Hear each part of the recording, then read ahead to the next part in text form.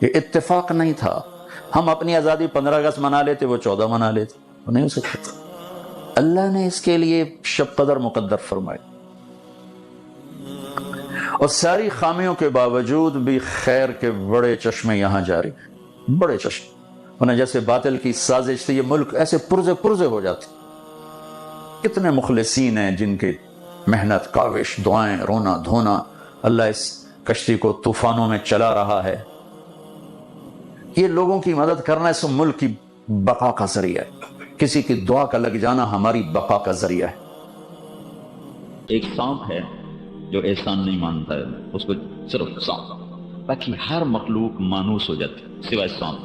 سانپ نہیں مانوس ہوتا، اس کو جب بھی خیال آئے گا وہ ڈنگ مار دے گا. سانپ کے سوا جتنی مخلوق ہے وہ احسان کرنے والے، خدمت گزار کے آگے جھک جاتے ہیں.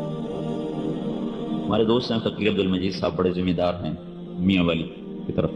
وہ بتا رہے تھے کہ وہاں کے بڑے سیاسی آدمی بھی ہیں. تو ایک کیس میں کوئی وہ وہاں تھانے میں تھے تو اجرتی قاتل پکڑا گیا، اجرتی قاتل. تو وہ کہنے لگا کہ فقیر صاحب میں نے چھڑاؤ. کہا میں کیوں چھڑاؤں؟ کہا میں نے میرے ذمہ ایک آدمی کو قتل کرنا لگا تھا، میں نے اس پہ پیسے لیے تھے، تو میں اس کی گھات میں بیٹھا تھا، جب وہ گزرا تو آپ بھی ساتھ تھے، تو میں نے فائر روک لیا. تو میرے ساتھی نے کہا کرتے کیوں نہیں؟ کہا یہ جو ادھر والا آدمی ہے نا، اس کے دیرے پر روٹی کھائی ہے، تو اگر فائر ماروں گا تو اس کو بھی لگے گا، اس کو بھی لگے گا، اور میں ابھی اتنا بے غیرت نہیں کہ روٹی کا احسان بھول جاؤں. یہ ایک اجرتی قاتل کہہ رہا. تو یہ انسانی کیا حیوانی فطرت بھی ہے کہ وہ مالک کے آگے سر جھکاتے ہیں، اس کو پہچانتے ہیں. شیر جیسا پھاڑ کھانے والا جو درندہ ہے، تو وہ جو اس کو کھلاتے ہیں یہ اس میں چڑیا گھر وغیرہ میں ان کے سامنے وہ ایسے سر جھکا دیتے. تو صرف ایک جگہ ہے جہاں آ کر انسان یہ قانون پوری طرح توڑ دیتا ہے، صرف ایک جگہ. اور مزے کی بات یہ ہے اللہ ہے، اس سے بڑا محسن تو کوئی ہے نہیں، وہیں انسان یہ قانون توڑتا ہے. نمک حرام ایک بڑی گالی کا شمار کر، نمک حرام ہے. کہتا جی میں آپ کا نمک حلال کروں گا، نمک حرام نہیں ہوں، میں نے آپ کا نمک کھایا ہے، میں حلال کروں گا. چھوٹا موٹا احسان ہوتا ہے، اس کے آگے بچھڑا ہوتا ہے، سر جھکا رہا ہے. تو بے زبان جانور، پھاڑ کھانے والا درندہ، وہ اپنی ساری توانائی اس محسن کے اوپر خرچ کر دیتا ہے جو اس کی خدمت کر رہا ہوتا ہے. جب اللہ کی باری آتی ہے جو سب سے بڑا محسن ہے تو اسی سے ہم ٹکرا جاتے ہیں. اس کا اللہ نے قرآن میں گلہ کیا ہے، قتل الانسان ما اکفرہ. یہ ساری پیچھے جو میں نے آپ کو تمہید سنائی ہے نا، یہ قتل الانسان میں یہ سارا مضمون موجود ہے. قتل الانسان ما اکفرہ. ارے انسان، میں تجھے کیا کیا گلے سناؤں، تیرے تجھے میں کیا کیا گلے دوں، کوئی ایک گلہ ہو تو میں تمہیں سناؤں. قتل الانسان، یہ ہے تو عربی کا محاورہ، لیکن اردو محاورے میں یہ مطلب اس کا نہیں ہوگا اے انسان کو قتل کیا جائے، یہ تو مراد نہیں ہے. ارے میرے بندے تو کتنا ہی ناقدرہ نکلا. قتل الانسان ما اکفرہ، کتنا بڑا تو ناشکرہ ہے. ما اکفرہ، کتنا بڑا تو ناشکرہ ہے. قتل الانسان، یہ اللہ تعالیٰ گلہ کر رہا ہے. وہ اتنا شہنشاہ ہو کر، وہ گلہ جب کمزور آدمی بڑوں سے گلہ کرتا ہے، جب کچھ بس نہیں چلتا تو پھر گلے کرتا ہے، جس کا بس چلتا ہے وہ تو بدلے لیتا ہے.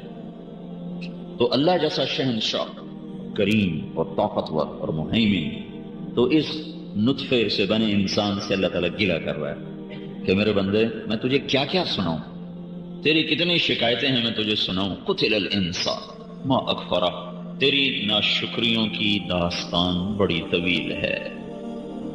من ای شیء خلقہ، تو یہی بھول گیا کہ میں نے تمہیں کہاں سے بنایا تھا، جو تو یاد ہی کوئی نہ رہا کہ تو کہاں سے چلا تھا. هل اتى على الانسان حین من الدہر لم یکن شیئا مذکورا. ایک زمانہ تو تیرے اوپر ایسا بھی گزرا ہے کہ تو تھا ہی کچھ نہیں، تیرے نطفہ تو کوئی چیز ہے تو کچھ بھی نہیں. صفر. وہاں سے تیرے رب کا ارادہ چلا تو من ای شیء خلق، تمہیں یاد ہے تم کہاں سے بنے ہو؟ شاید تم بھول گئے ہو فیصل آباد کی بھول بھلیوں میں، یا جوانی کے نشے میں، یا طاقت کے نشے میں، یا اپنی غفلت کی وجہ سے. کوئی نشہ نہیں، صرف غفلت کا ہی نشہ ہے. تم بھول گئے ہو تو واللہ خلقکم من تراب، مٹی تمہاری اصل مٹی ہے. وَلَقَدْ خَلَقْنَا الْإِنسَانَ مِنْ سُلَالَةٍ مِنْ طِينٍ، مٹی کالفخار، کھنکتی ہوئی مٹی. تو وہاں سے تیرے رب نے تیری تخلیق کی ابتدا کی. من ای شیء خلق، اور اس مٹی کو کیا کیا؟ من تراب ثم من نطفة، من نطفہ. من ای شیء خلق، کہاں سے بنے ہو؟ من نطفہ. یہاں وقف ہے، وقف کہ قرآن پڑھنے والا چاہے وہ نماز میں پڑھ رہا ہو چاہے وہ ویسے تلاوت کر رہا ہو، تو جب وہ یہاں پہنچے تو رک جائے. من ای شیء خلق، یہ جھٹکا دیا ہے اللہ تعالیٰ. پتہ ہے کہاں سے بنایا ہے؟ نہیں.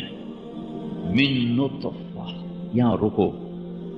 تو اللہ تعالیٰ کہتا ہے تمہیں یاد ہے؟ نہیں. میں بتاؤ. من نطفہ، ایک گندے پانی سے بنے ہو. گندے پانی سے بنے ہو، نہ من ماء مہین، گندا ناپاک پانی تمہاری ابتدا ہے. من نطفہ، یہاں وقف ہے. یہاں قرآن پڑھنے والا تھوڑی دیر کے لیے کھڑا ہو جائے، اپنے آپ کو جھٹکا دے. ارے ظالم، دیکھ تو صحیح تیری ابتدا کیا ہے. من نطفہ، ایک گندا پانی. من ماء مہین، من نطفۃ امشاج، مرد عورت کا ملا ہوا پانی. کہاں؟ فی بطون امہاتکم، ماں کے پیٹ میں. کیسے؟ فضا میں. فی ظلمات ثلاث، تین اندھیروں کے اندر وہ تمہیں بناتا ہے. اور وہ اتنا باریک قطرہ ہوتا ہے کہ وہ اس آنکھ سے نظر ہی نہیں آتا.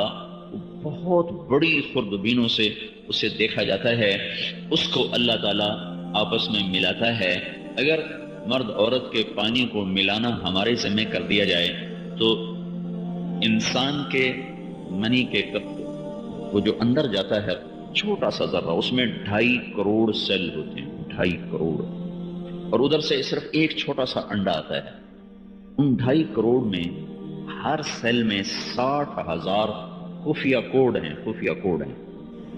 یہ جو انڈا اترا ہے اس میں 60,000 خفیہ کوڈ ہیں. ان 2.5 کروڑ میں ایک سیل وہ ہے جس کے کوڈ اس انڈے کے کوڈ کے ساتھ مناسبت رکھتے ہیں. وہ جب اسے ڈھونڈ کے ملے گا تو پھر تخلیق کا عمل شروع ہوگا. ان 2.5 کروڑ سیل میں ایک صرف ہے، ایک. تو 2.5 کروڑ میں ایک لو تو اس میں 60,000 ہیں. تو اس کے 60,000، ایک کو ایک سے ملاؤ، دوسرے کو دوسرے سے ملاؤ، تیسرے کو تیسرے سے ملاؤ، چوتھے کو چوتھے سے ملاؤ. 1000 کو 1000 میں سے، 10,000 کو 10,000 میں سے، 60,000 کو 60,000 میں سے ملاؤ. نہیں ملا اب دوسرا سیل لاؤ، اسے ملاؤ. نہیں ملا اب تیسرا سیل لاؤ.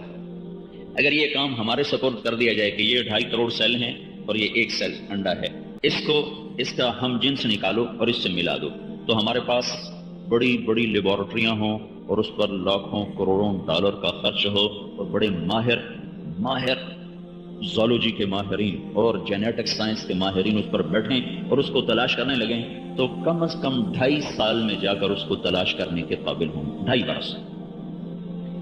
یہ جو 2.5 سال کا عمل ہے جو لیبارٹریز اور روشنیوں میں ہوگا، یہ 3 اندھیروں میں اللہ عرش پر ہوتے ہوئے اس انڈے کو ایسی طاقت دیتا ہے کہ وہ صرف 2 گھنٹے کے اندر اپنا ساتھی تلاش کر لیتا ہے. صرف 2 گھنٹے.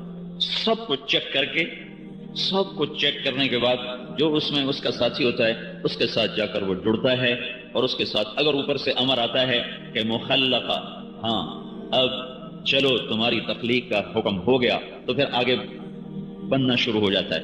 اگر اللہ کا حکم آئے نہیں تو وہ ڈھونڈ کر بھی اسے چھوڑ دیتا ہے کہ نہیں اوپر سے حکم نہیں آیا ہے. ملنے کے بعد بھی اس کو چھوڑ دیتا ہے کہ نہیں اوپر والے خالق کا ابھی امر نہیں آیا ہے. یہ میرے بھائیوں، میں اور آپ اس مرحلے سے گزرے ہیں، اور میرے اللہ نے ہر ایک کو اس سے گزارا ہے. اور وہ وہاں بناتا ہے جہاں نہ کوئی ہوا کا گزر ہے نہ روشنی کا گزر ہے. اور 1 سیکنڈ کے 10 کروڑویں حصے کے برابر بھی اس وقت اللہ تعالیٰ کی توجہ اگر ہٹ جائے تو انسان کی یہ آنکھیں ماتھے سے اتر کر پاؤں پہ چلی جائیں، اور پاؤں کی انگلیاں پاؤں سے اٹھ کر ماتھے پہ جا کے فٹ ہو جائیں. اتنی زبردست تبدیلی اس کے اندر آئے. تو ان اندھیروں میں اتنی باریک چیز پر اللہ تصویر بناتا ہے. جب وہ آپس میں جڑ جاتے ہیں جڑ جاتے ہیں، تو سب سے پہلے جس چیز کو اللہ بناتا ہے وہ دل ہے، دل سب سے پہلے بنتا ہے. اور ہر انسان کا جو دل ہے نا، دل تو سب سے پہلے بنتے ہی، اور بننے کے ساتھ ہی دل دھڑکنا شروع ہو جاتا ہے. دل بند نہیں ہوتا ہے، آنکھیں بند، کان بند، زبان بند، ہاتھ بند، پاؤں بند، ہر چیز جب تک روح نہیں پڑتی بالکل ہر چیز ساکت ہے. لیکن دل بغیر روح کے ہی دھڑکنا شروع کر دیتا ہے، پیدا ہوتے ٹھک ٹھک ٹھک شروع ہو جاتا ہے، اور پھر 4 مہینے کے بعد اس کے اندر روح پیدا ہوتی ہے. ہر انسان کا دل اس کے اپنی آپ سے 4 مہینے عمر میں بڑا ہوتا ہے، اور پھر اس کے اندر جو اللہ جنریٹر فٹ کرتا ہے اور اس کے اندر جو بجلی کا نظام چلاتا ہے، وہ مرتے دم تک اس میں ایک ذرہ کی اللہ تعالیٰ خرابی نہیں لانے دیتا. بیماریاں ہم خود اپنے اوپر مسلط کرتے ہیں، کچھ اللہ کی تقدیر سے آتی ہیں.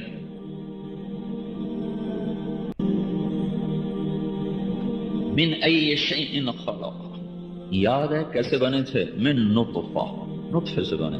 کیسے بنے تھے؟ خلقہ فقدرہ، خلقہ فقدرہ، الذي خلق فسوى والذي قدر فهدى ثم جعلناه نطفة في قرار مكين ثم خلقنا النطفة علقة فخلقنا العلقة مضغة فخلقنا المضغة عظاما فكسونا العظام لحما ثم أنشأناه خلقا آخر فتبارك الله أحسن الخالقين. ألم نخلقكم من ماء مهين فجعلناه نطفة في قرار مكين إلى قدر معلوم فقدرنا فنعم القادرون ويل يومئذ للمكذبين. یہ ساری آیات اس ایک نقطے پر مجھے کھینچ کے لا رہی. میرا بندہ تو کتنا ناشکر ہے، اب گھوڑے کو نہیں دیکھتا ہے کیسے تیرا فرما بردار ہے. والعادیات ضبحا فالموریات قدحا فالمغیرات صبحا فأثرن به نقعا ووسطن به جمعا ان الانسان لربه لکنود. اللہ گھوڑے کی قسمیں اٹھا کر آگے کہتا ہے انسان تو بڑا ناشکرا ہے. یہ قسم اور اس مضمون میں کیا مناسبت ہے؟ بھلا اگر مجھے قسم ہے گھوڑوں کی، کون سے؟ دوڑنے والے جن کی آواز نکلتی ہے نتنوں سے. والعادیات ضبحا فالموریات قدحا، ان گھوڑوں کی قسم جو پاؤں میں جب پتھر پر مار دیں تو چنگاریاں نکلتی. فالمغیرات صبحا، ان گھوڑوں کی قسم جو صبح سویرے تیرے دشمن پر حملہ کرتے ہیں. اس کی تو کوئی دشمنی نہیں ہے، اس کی تو کوئی تیری دشمنی ہے، تیری دشمنی میں اپنا سینہ پیش کر رہا. فأثرن به نقعا، اور ان گھوڑوں کی قسم جو غبار اڑاتے ہیں. ووسطن به جمعا، اور ان گھوڑوں کی قسم جو بیچ وسط میں دشمن کے گھس جاتے ہیں، تیری خاطر اپنے آپ کو زخمی کرتے ہیں. ان کی تو کوئی دشمنی نہیں. يدعون عنتر والرماه كأنها أشطان بير في لبان الأدهم ما زلت أرميهم بغرة وجههم ولبانهم حتى تسربل بالدم. ایک بڑا شاعر ہے عنترا، وہ اپنے گھوڑے کی تعریف کر رہا ہے کہ میرا جو گھوڑا ہے نا، جب عین جنگ ہوتی ہے نا، جنگ کے شعلے بھڑکتے ہیں تو پھر لوگ مجھے پکارتے ہیں عنتر کدھر ہو؟ تو میں اپنے گھوڑے کو لاتا ہوں دوڑاتا ہوا. کمیت گھوڑا میرا آتا ہے اور آگے دشمن میرا ان نیزوں سے استقبال کرتا ہے جن کے پیچھے لکڑیاں اتنی لمبی ہیں. نیزے کے پیچھے لکڑی جتنی بڑی ہو تو اس کی طاقت اتنی زیادہ بڑھ جاتی. تو عرب میں پانی بہت نیچے تھا، پانی بہت نیچے تھا، تو اس کو نکالنے کے لیے رسیاں بڑی لمبی ہوتی تھیں. تو کہتا ہے میرے سامنے جو نیزہ باز ہیں ان کے ہاتھوں میں نیزے وہ ہیں جن کی لکڑیاں اتنی لمبی ہیں جتنا پانی نکالنے والے ڈول کی رسی لمبی ہوتی ہے، اتنی لمبی ان کے نیزے کی لکڑیاں ہیں. کہ پھر میں ان سے لڑتا رہا اور وہ میرے گھوڑے کو زخمی کرتے رہے، یہاں تک کہ میرا گھوڑا اپنے خون کی شلوار پہن کے کھڑا ہو گیا. لیکن اس نے یہ نہیں کہا مالک دشمنی تیری اور مرواتے مجھے ہو، یہ نہیں کہا. سارا دن لڑتا ہے، سارا دن بھاگتا ہے، صبح کی پاؤں پھٹنے سے پہلے پھر تو اس کو شہ دیتا ہے، ایڑ لگاتا ہے، وہ پھر اچھل کے ہوا میں اڑتا ہے، پھر تیرے دشمن پر جا پڑتا ہے، چنگاریاں اڑاتا ہے، غبار اڑاتا ہے، وسط میں جاتا ہے، بے جگری کے ساتھ تیرا ساتھی بنتا ہے. نہ تو اس کا مالک ہے نہ خالق ہے، صرف تو نے اس کو ایک وقت چارہ ڈالا اور 2 وقت اس کو پانی پلایا. اور عرب میں تو ویسے ہی ایک وقت پلاتے تھے کہ ایک وقت کا پانی اور ایک وقت کے چارے پر اس نے تیرے ساتھ وہ وفا کی کہ تیرے دشمنوں پر وہ تیری محبت میں قربان ہوا ہے. اس کی تو کوئی دشمنی نہیں تھی، صرف اس نے چارے کو اتنا پالا اور چند گھونٹ پانی کو اس نے وہ عزت دی کہ تجھ پر فدا ہو گیا ان الانسان لربہ لکنود، ارے ظالم تو بھی تو میرا شکر گزار بنتا، تو میرا ناشکرا ہو گیا، تو میں تو تمہیں بنانے والا، صرف پانی نہیں پلانے والا، تیرا بنانے والا، صرف روٹی نہیں کھلانے والا، تیرا بنانے والا، پہنانے والا، پلانے والا، اٹھانے والا، سلانے والا، چلانے والا، بلوانے والا، سنوانے والا، ہنسانے والا، رلانے والا، صحت دینے والا، زندگی دینے والا، رزق دینے والا، دھرتی کا فرش بچھانے والا، آسمان کی چھت بنانے والا، سورج کو خدمت پر مقرر کرنے والا، چاند تاروں کو تیرے تابع کر کے تیری خدمت کے لیے مقرر کرنے والا، پھلوں سے رس اور جوس نکالنے والا، اور لکڑی سے پھل نکالنے والا، اور غلے نکالنے والا، پھول نکالنے والا، پھل نکالنے والا، اور مور اور کوئل بنانے والا۔ مور نہ دیکھو، مور کا حسن مور کی ذاتی ضرورت نہیں ہے، تو تیرے حسن کی تسکین، تیرے حسن پرستی کی تسکین کا وہ سامان بناتا ہے۔ یہ سب سب سب والذی خلق لکم ما فی الارض جمیعا، سب کچھ تیرے لیے بنایا، تو گھوڑے جتنا وفادار بھی نہ رہا ہے۔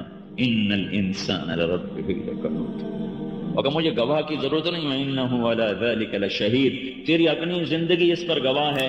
چاروں طرف حی علی الصلاۃ کی آواز آتی ہے اور تو آرام سے بیٹھا ہوا ہے، کبھی ٹی وی دیکھ رہے ہو، کبھی تاش کھیل رہے ہو، کبھی شطرنج کھیل رہے ہو، کبھی کرکٹ کھیل رہے ہو، کبھی کوئی ڈرامہ دیکھ رہے ہو، کبھی گپے مار رہے ہو، کبھی کچھ کر رہے ہو، کبھی روٹی کھا رہے ہو۔ تمہارے ہاتھ سے نوالا نہیں گرتا کہ اللہ نے پکارا ہے۔ گھر کے پالتو کتے کو روٹی ڈالو، وہ روٹی پہ پڑ جائے، کھانا شروع کر، پھر اسے پکارو تو روٹی چھوڑ کے دوبارہ تمہارے پاس آ جائے گا، کہے گا روٹی پھر کھاؤں گا، مالک تو بتا تو کیا کہتا ہے۔ اتنے چھوٹے تم بن گئے، جانوروں سے بھی نیچے چلے گئے، تمہاری اپنی زندگی گواہ ہے۔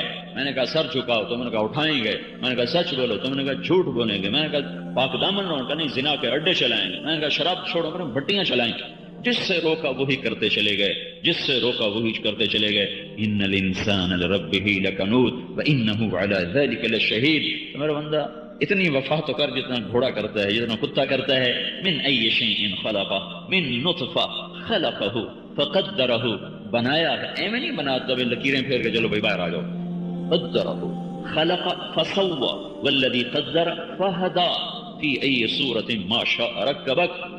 ہے یا ایھا الانسان، قرآن میں صرف 2 دفعہ ہے یا ایھا الانسان، یہ جو ہے نا یا ایھا الانسان،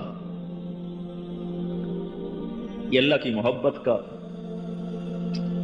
بھرا ہوا جام ہے، ایسا بول ہے جس سے وہ شہد کا چھتا نہیں ہوتا اور اس سے شہد گر رہا ہوتا ہے، ٹپک رہا ہوتا ہے، یہ یا ایھا الانسان، اس میں اتنی مٹھاس ہے جو شہد کے چھتے کی طرح ٹپک رہی ہے۔ یا ایھا الانسان ما غرک بربک الکریم، او میرے بندے تو رب کو ہی چھوڑ بیٹھا، کس نے تمہیں مجھ سے دور کر دیا، کس نے تمہیں دھوکہ دے دیا میرے بارے میں، تم میرا ہی باغی بن گیا۔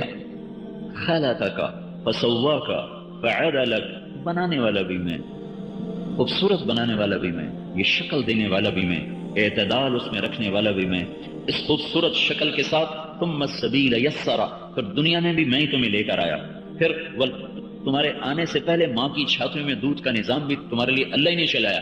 یہ سب جو کرنے والا تھا، ما غرک بربک الکریم، اس اللہ کو تم نے کیوں چھوڑ دیا، تمہیں کون دھوکہ دے گیا، کیوں اپنے رب کی کے در سے تم دور چلے گئے۔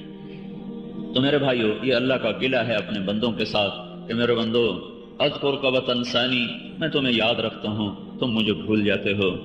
ان ذکرتنی ذکرتک وان نسیتنی ذکرتک، تو مجھے یاد رکھ، میں تمہیں یاد رکھتا ہوں، تو مجھے بھول جا، میں پھر بھی تجھے یاد رکھتا ہوں۔ تو لا الہ الا اللہ میں یہ مطالبہ ہے بھائیو کہ اس وحدہ لا شریک اللہ کا احسان مانو، جس نے ہمیں یہ ساری نعمتوں سے نوازا ہے، اس کے آگے سر نہ اٹھاؤ۔ جو کہے کر، تھوڑی سی تنخواہ پر لوگ ساری زندگی مالک کے آگے سر جھکا کے چلتے ہیں، تھوڑی سی سہولتوں پر لوگ اپنا سب کچھ ضمیر تک بیچ کر ان کو نفع پہنچانے کے چکر میں پڑ جاتے ہیں۔ میرا تو سر سے لے کر پاؤں تک میرا اللہ ہی اللہ ہے، اللہ ہی اللہ ہے۔ میرا ایک دفعہ آپریشن ہوا تو انہوں نے کہا آپ نے 6 گھنٹے سیدھے لیٹنا ہے، 3 گھنٹے کے بعد میری چیخیں نکلی، میں نے کہا مجھے کروٹ دو، چاہے زخم پھٹتا ہے تو پھٹنے دو، میں کروٹ لیتا ہوں۔ کبھی سوچا ہے کتنی رب کی بڑی نعمت ہے میرے اوپر کہ میں کروٹ لے لیتا ہوں 3 گھنٹے۔ میں نے کہا مجھے کروٹ دو، مجھے زخم سے زیادہ اس کی تکلیف ہو۔ پھر انہوں نے مجھے روکے رکھا 1 گھنٹہ اور اوپر گزر گیا، 4 گھنٹے کے بعد میری بس ہوگی۔ میں نے کہا میری جان جائے گی نا، جانے دو، مجھے کروٹ دو۔ تو انہوں نے پھر مجھے کروٹ دلائی۔ تو اس دن مجھے پتا چلا کہ میں کروٹ لیتا ہوں میرے رب کا کتنا بڑا احسان ہے، اس پر تو کبھی شکر ہی نہیں ادا کیا، کبھی خیال بھی نہیں آیا کہ یہ بھی میرے رب کی میرے اوپر کتنی بڑی نعمت ہے۔ پھر وہ ہرنی کا آپریشن تھا تو وہ مثانے پر اس کا پتہ نہیں کیا پریشر تھا، میں پیشاب کرنے گیا، میرا پیشاب نہیں جاری ہو رہا، اتنا تڑپا تو اس دن مجھے پتا چلا کہ میں پیشاب کرنے بیٹھتا ہوں اور اللہ میرے پیشاب کو جاری کر دیتا ہے، یہ میرے اوپر کتنا بڑا اللہ کا احسان۔ ہارون رشید پانی پی رہا تھا تو اس کے ساتھ بیٹھے تھے محمد بن سماک، ایک محدث ہیں، ان سے کہنے لگا مجھے کوئی نصیحت تو کرو۔ وہ کہنے لگے یہ پانی جو تیرے ہاتھ میں ہے اس صحرا میں بھٹک جائے اور پیاس سے مرنے لگے، کوئی شخص کہے میں پانی دیتا ہوں، کیا دو گے؟ کہنے لگا آدھا ملک دے دوں گا، آدھا۔ بغداد سے لے کر فیصل آباد تک ہارون رشید کی حکومت تھی، یہ ذہن میں رہے۔ کہنے لگا اچھا پی لو، اس نے پی لیا۔ پھر کہنے لگا یہ بتاؤ یہ پانی تیرے پیٹ میں ٹھہر جائے اور نکلے نہیں اور تو تڑپنے لگے تو ایک آدمی کہے میں نکالتا ہوں، کیا دو گے؟ کہنے لگا باقی آدھا ملک اس کو دے دوں۔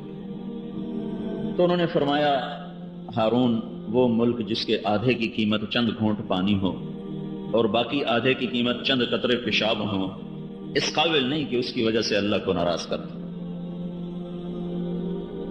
وَإِن تَعُدُّوا نِعْمَةَ اللَّهِ لَا تُحْصُوهَا إِنَّ الْإِنسَانَ لَظَلُومٌ كَفَّارٌ۔ میرے بندو میری نعمتوں کو گنو تو گن نہیں سکتے ہو اور تم ہو ہی نہ شکر۔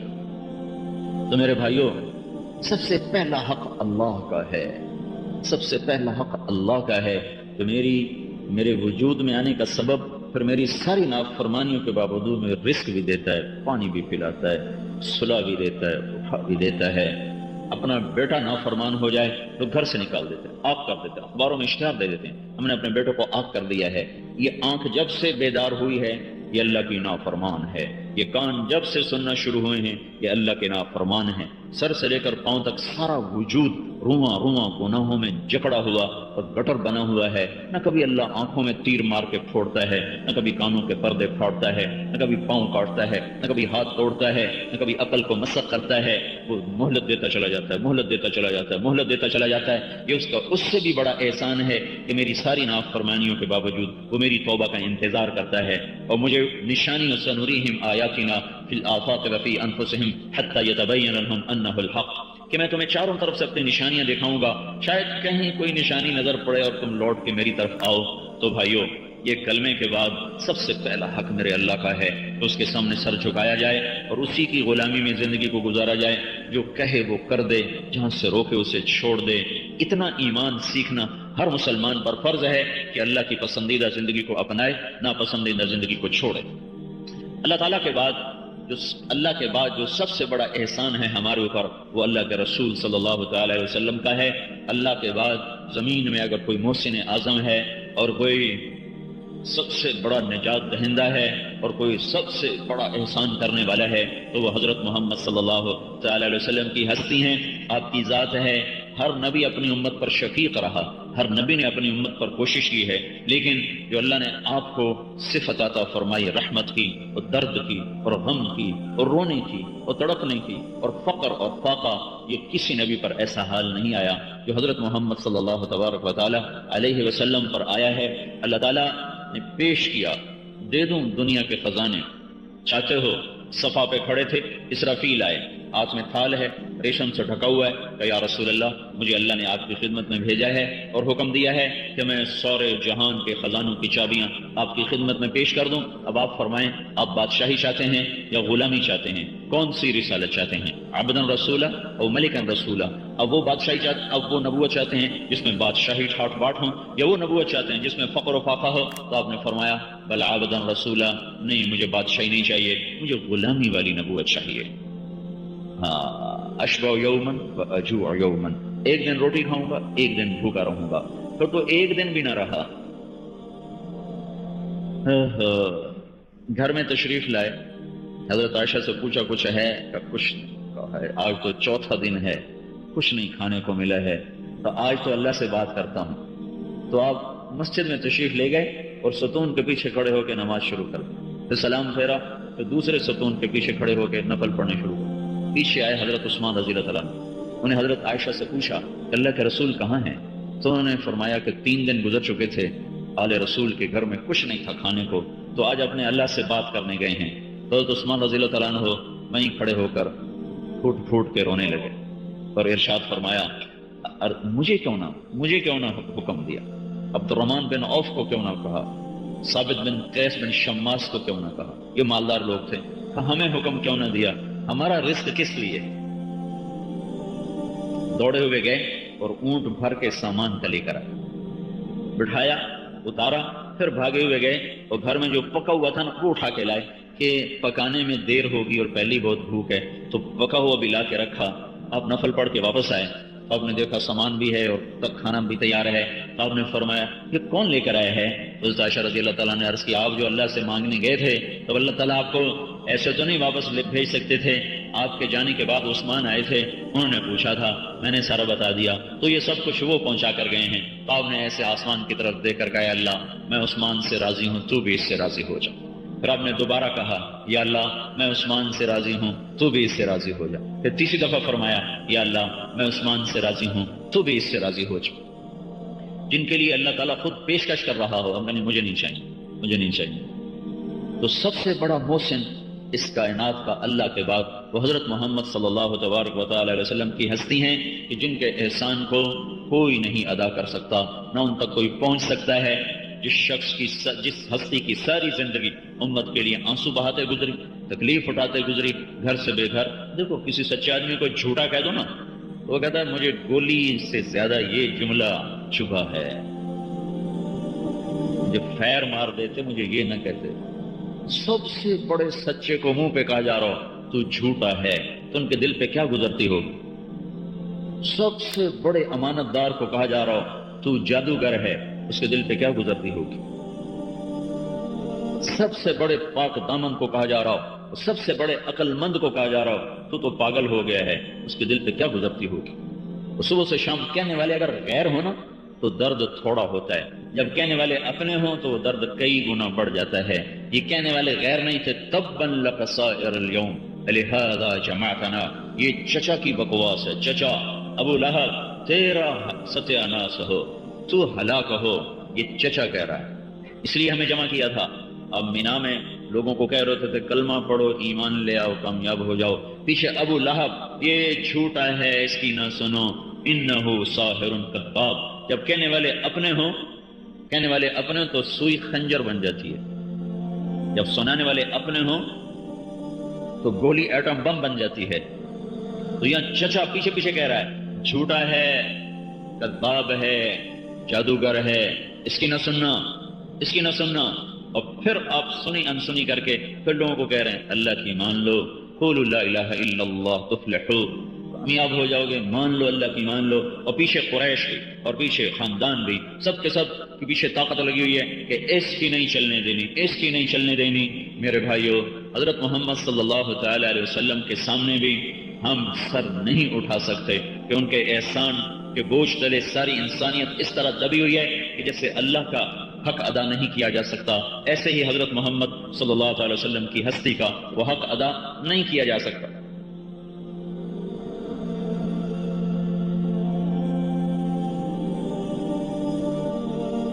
آپ بنو حنیفہ کے پاس گئے، ان کو آپ نے دعوت دی تو انہیں اتنے پتھر مارے کہ آپ کو وہاں سے بھاگنا پڑا۔ تو آپ مینا میں بھاگ رہے تھے اور بنو حنیفہ پیچھے پتھر مار رہے تھے۔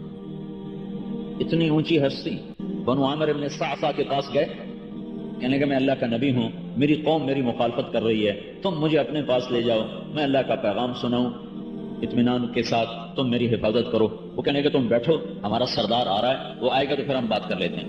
تھوڑی دیر کے بعد وہ سردار آ گیا، وہ حیرہ، کہنے لگا یہ کون ہے؟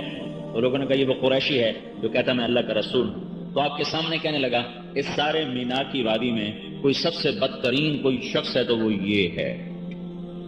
اتنی بڑی ہستی کو سامنے کہنا۔ پھر کہنے لگا اٹھ چلا جا اپنی قوم کے پاس، میرے لوگوں نے تمہیں نہ بٹھایا ہوتا تو میں تم سے تلوار سے بات کرتا، زبان سے بات نہ کرتا، میں تیرا سر تیرے قدموں میں ڈال دیتا۔ اتنی دھمکیاں سن کر اور اختیار اتنا ہو کہ اگر آپ ایسے اشارہ کر دیتے، اشارے کی بھی ضرورت نہیں تھی، صرف آپ کے دل میں آ جاتا اللہ اس کو ختم کر دے، تو وہ بدبخت وہیں تہے خاک چلا جاتا، وہیں بندر اور خنزیر بن جاتا، وہیں اس پہ بجلیاں اور برس جاتا۔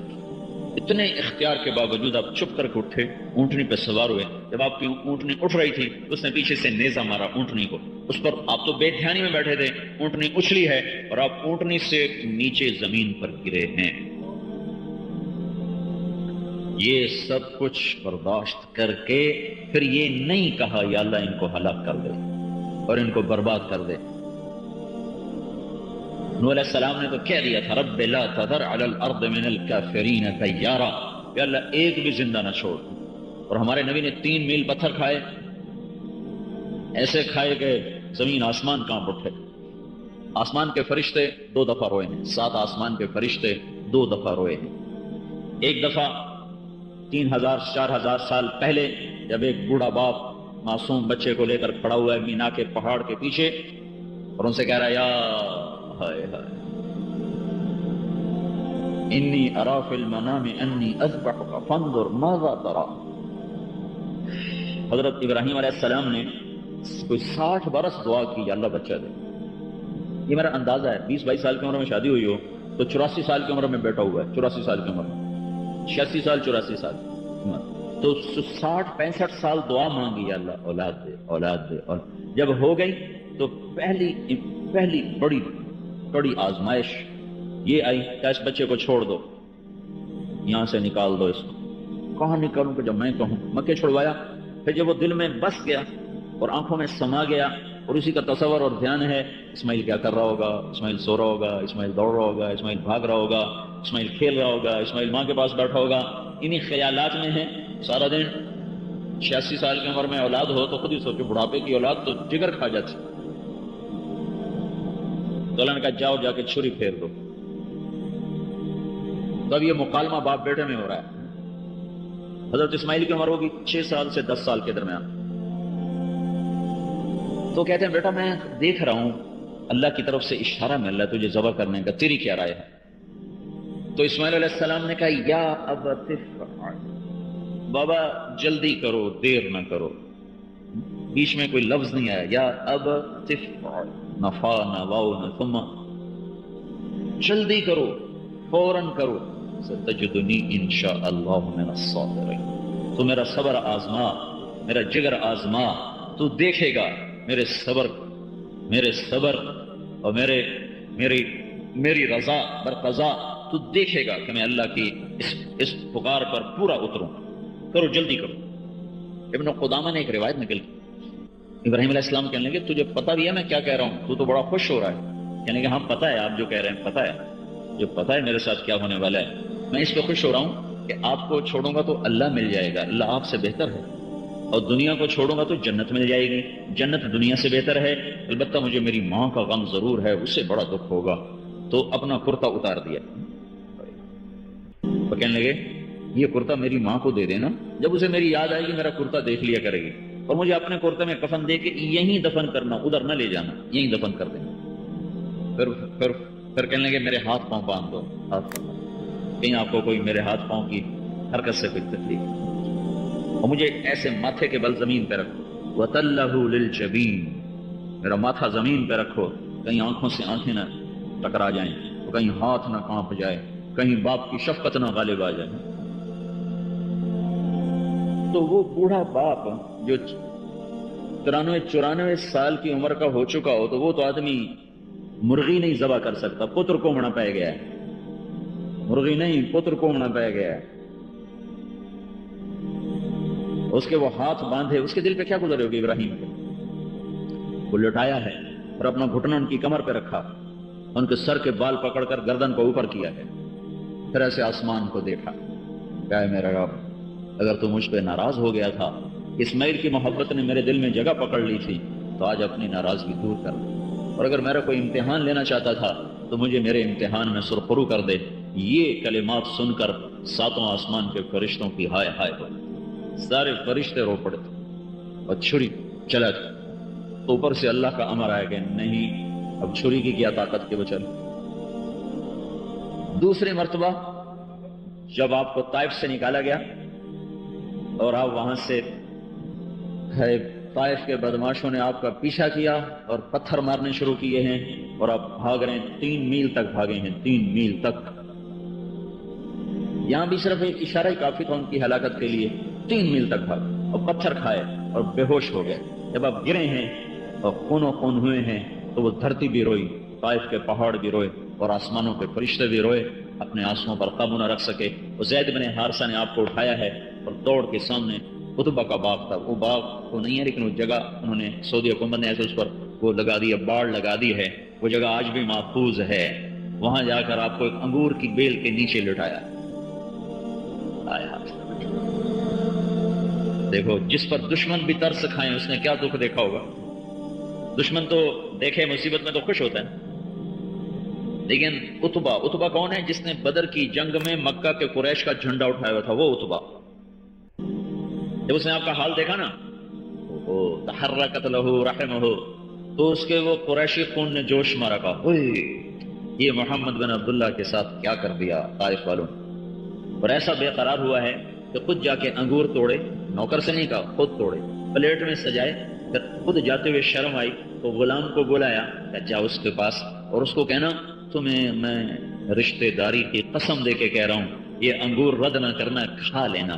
میں ہاتھ جوڑ کے کہتا ہوں اللہ کے واسطے میری سنو, میں کیا کہہ رہا ہوں. جس کو دشمن بھی کھلانے کے لیے آ گیا ہو اس پہ کیا بیتی ہوگی, اور یہ کس لیے بیت رہی ہے؟ یہ میرے آپ کے لیے بیت رہی ہے. تو جب وہ اس نے آ کے آپ کے سامنے رکھے نا انگور, تو آپ کو انگوروں کی بجائے اس کی فکر پڑ گئی کہ چلو طائف والے نہیں صحیح تو یہ صحیح. آپ نے پوچھا کہاں سے ہو؟ کہنے لگا میں نینوا سے ہوں. اچھا نینوا سے ہو, جہاں میرے بھائی یونس علیہ السلام آئے تھے. تو حیران ہو کر دیکھنے لگا, وما ادراک ما یونس ابن متى, آپ کو کیسے خبر ہے یونس علیہ السلام کی؟ تو آپ نے فرمایا وہ اللہ کے نبی تھے, میں بھی اللہ کا نبی ہوں. اور اس کو دعوت دی تو عداس صاحب کے پاؤں چومنے لگا اور کلمہ پڑھ لیا, مسلمان ہو گیا. تو ایک آدمی کے اسلام پر آپ کو اپنے زخم بھول گئے. تو پھر جب وہ چلا گیا تو وہاں آپ نے پھر اللہ تعالیٰ سے دعا کی کہ اے میرے رب, میرا اور تو کسی سے گلا شکوہ کوئی نہیں, تیرے آگے تو میں اپنے دکھڑے رکھوں نا کہ یہ میرے ساتھ طائف والوں نے کیا کر, الا من تقلونی, تو نے مجھے کن کے سپرد کیا جنہوں نے مار مار مجھے لہو لہان کر دیا, نہ میرا حق پہچانا, نہ میرا مرتبہ پہچانا, اور مجھے اس حال تک پہنچایا. اللہ تبارک و تعالیٰ نے فوراً جبریل کو بھیجا, پہاڑوں کا فرشتہ بھی. بولیں یا رسول اللہ آپ حکم دیں تو پہاڑوں کے اندر ہم ان کو پیس کے رکھ دیں گے. ہم کہا نہیں یہ نہ صحیح, ان کی نسلیں ایمان لے آئیں گی. مسلسل دکھ دکھ دکھ تکلیفوں سے بھری پڑی ہے, صرف اس امت کو کنارے لگانے کے لیے اور اس امت کو اللہ تعالیٰ کے دردناک عذاب سے بچانے کے لیے ساری رات کا رونا ہے. دیکھو نا صحابہ تو سارے بخشے گئے, کلن وعد اللہ الحسنى, اللہ تعالیٰ نے کہا اے میرے نبی تیرے سارے صحابہ جنت ہیں, کلن وعد اللہ الحسنى, یہ آیت صحابہ کے بارے میں, سب جنتی. ٹھیک ہے, اپنے گھر والوں کے بارے میں اللہ نے کہا یا نساء النبی لستن کاحد من النساء, اے میرے نبی کی بیویوں تمہارے جیسی تو کوئی عورت ہی کوئی نہیں. تو ازواج کا کام, بیویوں کا کام بھی ہو گیا. 3 بیٹیاں اپنے سامنے روانہ کی تو ان کی جنت دیکھ لی, اور 3 بیٹے اپنے سامنے روانہ کو تو ویسے ہی معصوم تھے. اور پھر حضرت فاطمہ نے پیچھے آنا تھا, بعد میں آنا تھا, تو ان کے بارے میں آپ نے ارشاد فرمایا فاطمہ جنت کی عورتوں کی سردار ہے. حسن حسین نے بعد میں آنا تھا تو ان کے بارے میں آپ نے فرمایا حسن اور حسین جنت کے نوجوانوں کے سردار ہیں. علی نے بعد میں آنا تھا تو ان کے بارے میں فرمایا کہ علی جنت میں تیرا گھر میرے گھر کے سامنے ہے. صحابہ بھی بخشے گئے. پھر ان میں سے بعضوں کو آپ نے نام لے کر فرمایا ابو بکر جنتی ہے, عمر جنتی ہے, عثمان جنتی ہے, علی جنتی ہے, طلحہ جنتی ہے, زبیر جنتی ہے, سعد جنتی ہے, عبد الرحمن جنتی ہے, ابو عبیدہ جنتی ہے, سعید بن زید جنتی ہے. اس طرح نام لے لے کر آپ نے فرمایا.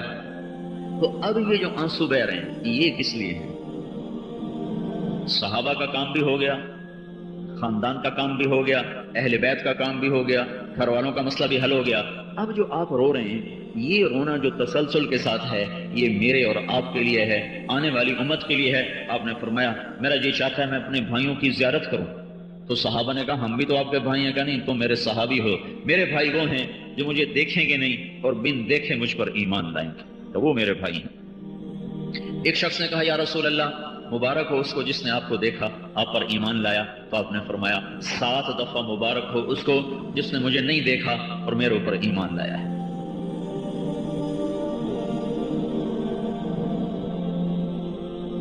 تو حضرت محمد صلی اللہ تبارک و تعالی علیہ وسلم اللہ کے بعد محسن عظیم ہے. دنیا میں بھی رعایت مانگی. ایک آیت آئی من جاء بالحسنۃ فلہ عشر امثالها، جو ایک نیکی کرے گا میں 10 گنا دوں گا. 10 گنا. تو ہمارے نبی نے اللہ سے عرض کی یا اللہ یہ تو ساری امتوں کے ساتھ تیرا قانون ہے، میری امت کے لیے کچھ زیادہ کر، نفع بڑھا. تو اللہ نے دوسری آیت اتاری من ذا الذی یقرض اللہ قرضا حسنا فیضاعف له اضعافا کثیرا، مجھے قرضہ کون دیتا ہے میں اس کو کئی گنا کر کے واپس کروں گا. ہمارے نبی نے پھر عرض کی یا اللہ کچھ تھوڑا اور بڑھا دے. تو اللہ نے تیسری آیت اتاری مثل الذین ينفقون اموالهم فی سبیل اللہ کمثل حبۃ انبتت 7 سنابل فی کل سنبلۃ 100 حبۃ واللہ یضاعف لمن یشاء واللہ واسع علیم. جو ایک میری راہ میں ایک نیکی کرے گا میں 700 گنا کر دوں گا. ایک 10 گنا، ایک کئی گنا، ایک 700، ایک پہ 700. کچھ تھوڑا ہے اتنا زیادہ، ایک پہ 700. تو قربان جائیں ہمارے نبی نے پھر کہا نہیں یا اللہ تھوڑا سا اور زیادہ کر، رب زد امتی، یا اللہ کچھ اور زیادہ کر. تو اللہ تعالیٰ نے فرمایا اچھا چلو پھر ہم ضرب تقسیم چھوڑ دیتے ہیں. انما یوفی الصابرون اجرهم بغیر حساب. پھر یہ آیت اتری اللہ تعالیٰ نے فرمایا اچھا جو تیری امت میں صبر سے چلیں گے نا ان کو میں بے حساب دے دوں گا. ان کے ساتھ 700 گنا، 7 لاکھ، 7 کروڑ، یہ ایویں ہی ہے بے حساب، ان کو بے حساب دوں گا. انما یوفی الصابرون اجرهم بغیر حساب، میں تیری امت کے صبر والوں کو بے حساب دوں گا. اپنی امت کے لیے اس طرح راستے تلاش کیے، اس طرح راستے تلاش کیے. اللہ کے سامنے گڑ گڑا رہے ہیں یا اللہ ان پر کوئی ایسا ظالم نہ آئے جو انہیں مٹا دے، یا اللہ ان پر کوئی ایسا قحط نہ آئے جو انہیں مٹا دے، یا اللہ ان پر کوئی ایسی آسمانی بلا نہ آئے جو انہیں مٹا دے. یہ رو رو کے اللہ تعالیٰ سے دعائیں مانگ رہے ہیں اور اللہ تعالیٰ کہہ رہا ہاں ٹھیک ہے، قبول ہے، قبول ہے، قبول ہے، قبول ہے. دنیا سے جانے کا وقت آیا ہے. ملک الموت 3 دن پہلے جبریل آیا اور آ کر کہنے لگا یا رسول اللہ مجھے اللہ تعالیٰ نے بھیجا ہے کہ میں آپ سے آپ کا حال پوچھ کے آؤں. آپ کا کیا حال ہے؟ اللہ کو تو سارا ہی پتا ہے یہ آپ کی عزت اور احترام اور اکرام کے لیے تھا کہ اللہ نے بھیجا جبریل کو جاؤ پوچھ کے آؤ میرے نبی کا کیا حال. تو آپ نے کہا جبریل طبیعت بڑی خراب ہے، طبیعت بڑی خراب. پھر اگلے دن وہ پھر آیا کہ یا رسول اللہ اللہ نے بھیجا، اللہ پوچھ رہے ہیں آپ کا کیا حال ہے. تو آپ نے کہا طبیعت بڑی خراب. پھر آخری دن 12 ربیع الاول 7 جون 12 ربیع الاول شدید گرمی، اور اس وقت آپ کے 63 سال اور 4 دن پورے ہو چلے تھے، اور انگریزی کے لحاظ سے 61 سال اور 50 دن پورے ہو رہے تھے. دنیا ایک بہت بڑا حادثہ دیکھنے والی تھی. تو جبریل اندر آئے اور آ کر کہنے لگے یا رسول اللہ ملک الموت دروازے پہ آ چکا ہے، اندر آنے کی اجازت چاہتا ہے. دیکھو ہم کس کی نافرمانی کر رہے ہیں، جہاں ملک الموت بھی پوچھ کے جائے. تو آپ نے اس کو کہا آ جائیں. تو ملک الموت اور ایک فرشتہ اور جو صرف اسی دن اترا، اس کے بعد آج تک نہیں اترا. تو ملک الموت نے عرض کی یا رسول اللہ جب سے اللہ نے میرے ذمہ یہ کام لگایا ہے یہ پہلا موقع ہے. اللہ تعالیٰ نے فرمایا پوچھ کے اندر جانا، بن پوچھے نہ جانا. اور یہ پہلا موقع ہے، اللہ تعالیٰ نے فرمایا ان سے پوچھ لینا، آنا چاہیں تو لے آنا، ٹھہرنا چاہیں تو واپس آ جانا. آپ نے فرمایا میں کہوں تو میری جان بھی نکالو گے؟ کہاں جی آپ کی بھی نکالو. پھر آپ نے جبریل کو دیکھا، تو بتا بھائی تو کیا کہتا ہے؟ تو وہ کہنے لگے یا رسول اللہ اللہ آپ کی ملاقات کے شوق میں ملاقات چاہتا. اچھا تو تم جاؤ اللہ تعالیٰ سے پوچھ کے آؤ، میرے بعد میری امت کے ساتھ کیا کرے گا میں پھر جواب دیتا ہوں، میں جاؤں کہ ٹھہروں. تو ملک الموت کھڑا ہوا ہے، جبریل واپس چلے گئے. تھوڑی دیر بعد حاضر خدمت ہو یا رسول اللہ اللہ تعالیٰ فرما رہے ہیں میں آپ کی امت کا ساتھ دوں گا، آپ کے بعد تنہا نہیں چھوڑوں گا.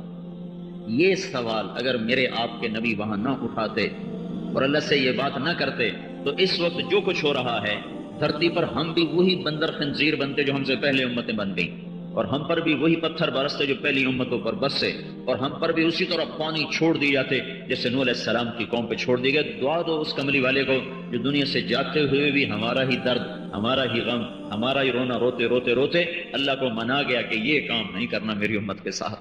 چھوٹے موٹے عذاب تو آئیں گے نافرمانی کی سزا میں، لیکن ایسا نہیں ہوگا. مچھلی کھائی تھی نا، مچھلی حرام چیز تو نہیں، دریا سے پکڑی ہے، وہ چوری کا مال نہیں، دریا سے پکڑا ہے. اللہ تعالیٰ نے فرمایا ہفتے کے دن نہیں کھانی نہ پکڑنی ہے.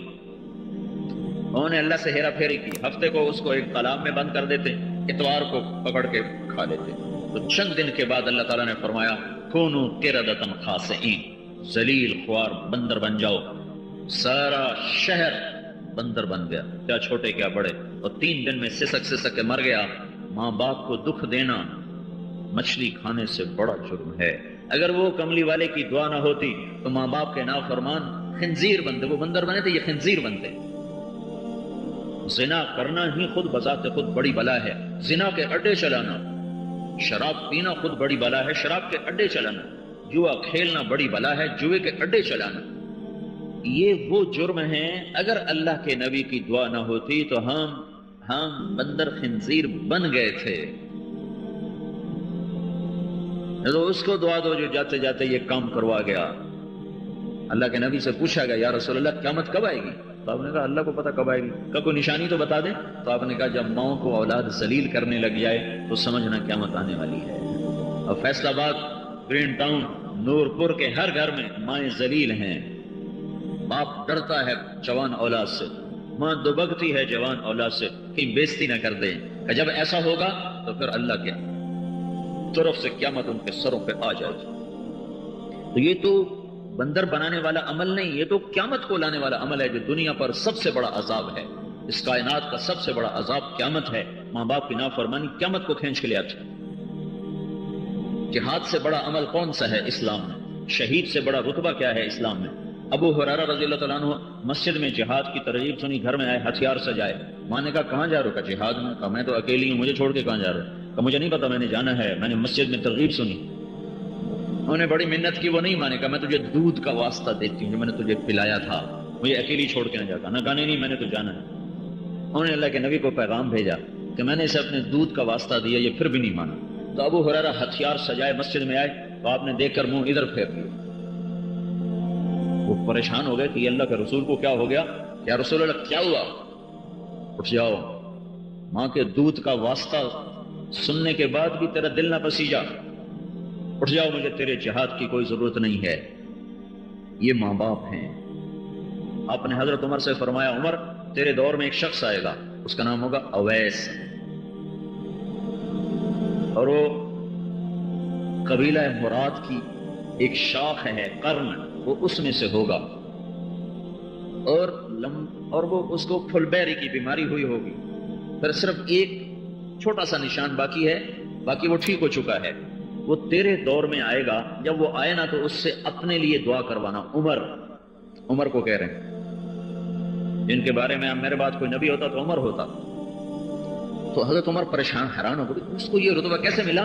آپ نے فرمایا اس نے ماں کی ایسی خدمت کی ہے کہ جب بھی وہ اللہ کے سامنے ہاتھ اٹھاتا ہے اللہ اس کے ہاتھ کبھی خالی نہیں لوٹاتا. تو عمر رضی اللہ عنہ کا زمانہ خلافت آیا، جب بھی یمن سے کوئی قافلہ آتا، ابھی تم میں کوئی اویس؟ کہا جی کوئی نہیں. دنوں پر دن گزر گئے. اب اللہ ہی جانے کس دور میں وہ آئے، کہیں لکھا ہوگا مجھے یاد نہیں یا میری نظر سے نہیں گزرا کس سال میں وہ آئے. تو آخر ایک قافلہ آیا مسجد میں. تو آپ نے پوچھا بھائی تم میں کوئی اویس ہے؟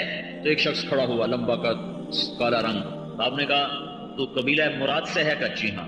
مراد کی شاخ کرن اس سے ہے؟ کہا جی ہاں. کہا میرا ہاتھ اٹھا میرے لیے دعا کر.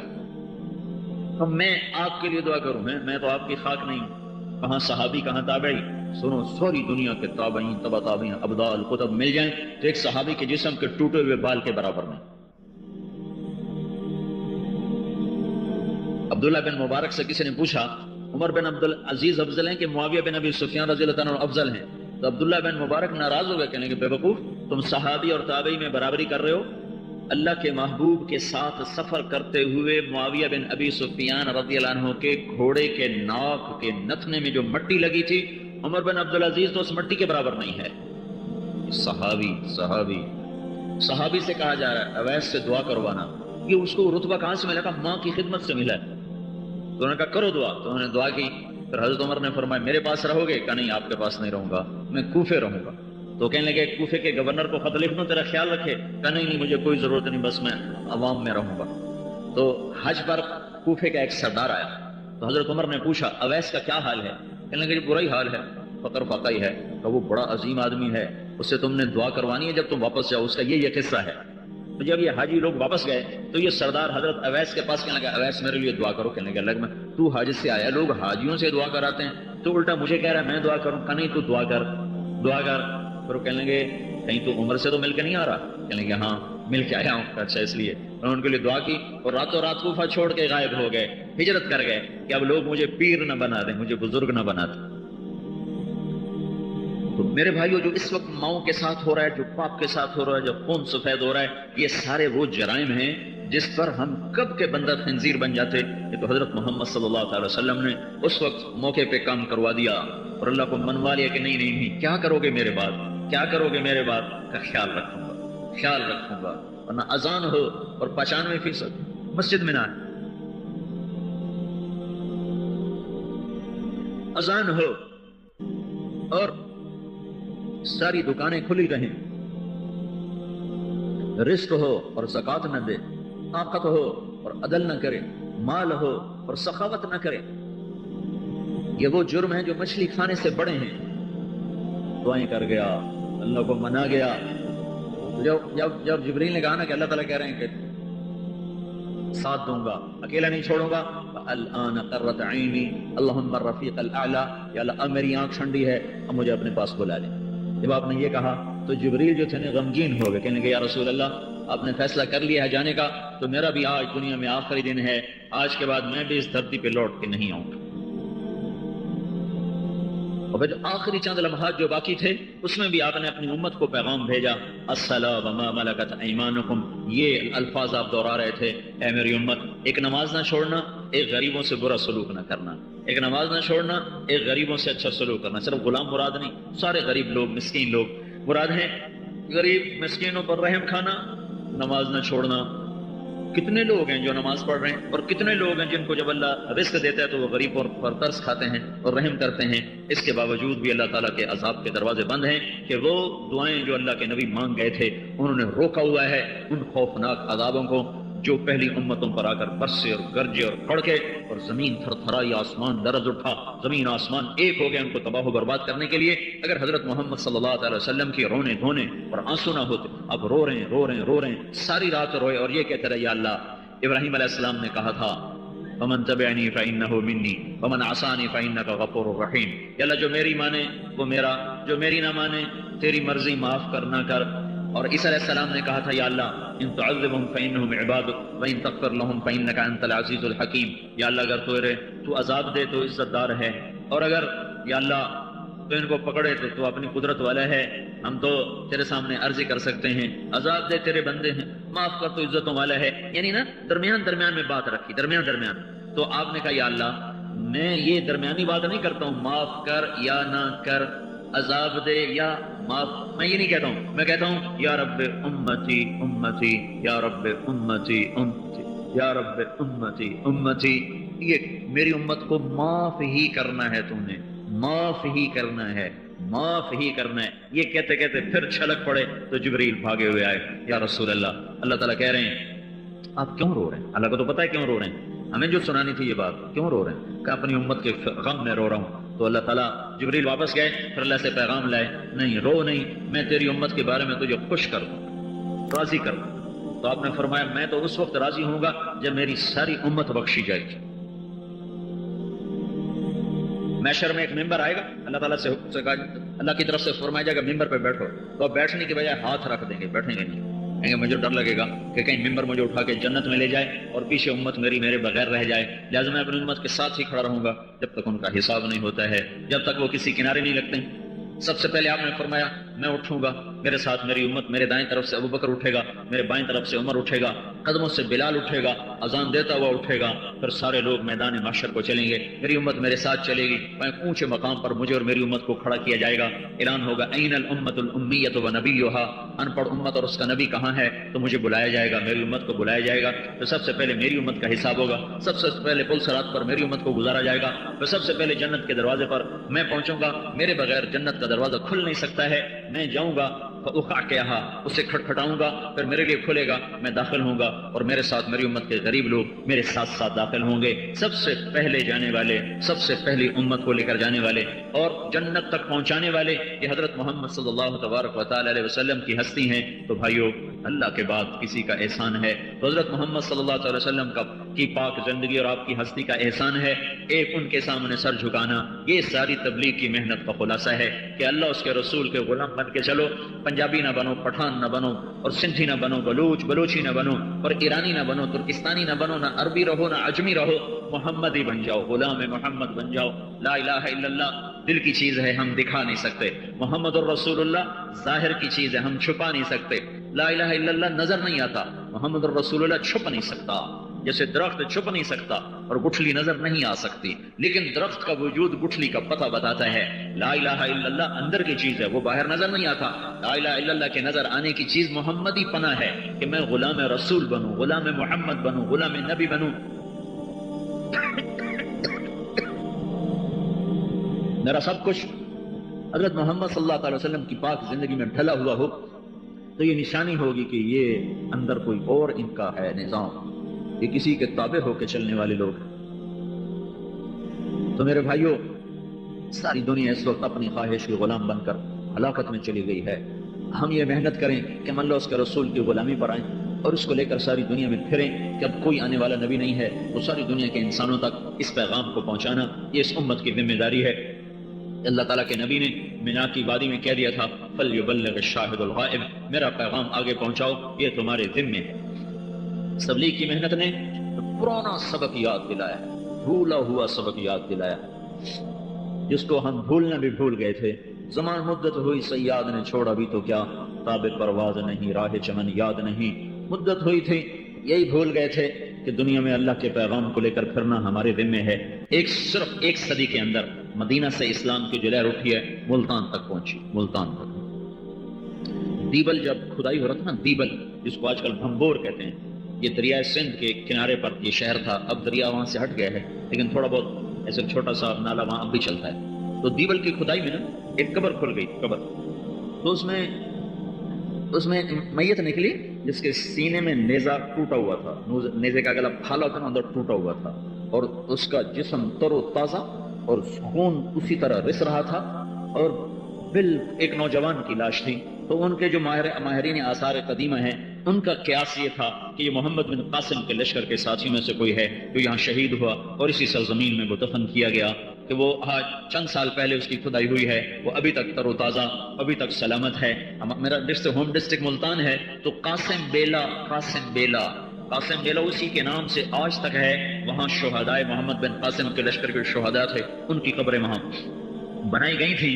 تو صرف 100 سال کے اندر مدینہ سے جو لہر اٹھی تھی اسلام کی، وہ ہمارے علاقے میں ملتان تک، دیپال پور تک، کشمیر تک پہنچی ہے، اور ادھر چین میں کاشغر تک پہنچی ہے، یورپ میں استنبول کے دروازوں پر، اور سارا اسپین اور سارا پرتگال اور جنوبی فرانس تک، اور افریقہ میں یہ لیبیا اور مصر اور سوڈان اور چاڈ اور تیونس اور مراکش اور الجزائر، اس سارے کے اندر یہ صرف 100 سال کے اندر یہ دائرہ کھینچا گیا ہے کہ جیسے ان کی روحوں کو نہ قرار تھا، نہ کہیں وہ ٹھہرتے تھے، نہ کہیں ان کا گھر تھا، نہ کہیں ان کا دیس تھا، نہ کہیں ان کا وطن تھا. وہ کبھی عرش پر، کبھی فرش پر، کبھی در بدر، کبھی ان کے گھر.